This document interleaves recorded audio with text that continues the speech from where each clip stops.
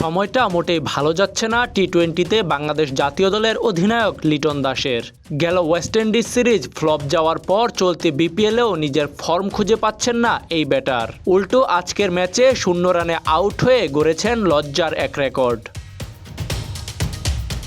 বিপিএলের 11 আসর মিলিয়ে টপ অর্ডারে সবচেয়ে বেশি ডাক এখন এই উইকেটরক্ষক ব্যাটারের। লজ্জার এই রেকর্ডে লিটনের পাশে আছেন এনামুল হক বিজয়। 1 থেকে 3 ব্যাটিং পজিশনে 10টি করে ডাক মেরেছেন লিটন এবং বিজয়। অবশ্য ব্যাটিং পজিশনের হিসাব বাদ রাখলে বিপিএলে সবচেয়ে বেশি ডাক মেরেছেন এনামুল বিজয়। 121 ম্যাচে 13 ডাক মেরেছেন এই ব্যাটার। তবে এবারের বিপিএলে দারুণ ফর্মে আছেন দুর্বার রাজশাহীর কাপ্তান এনামুল বিজয়।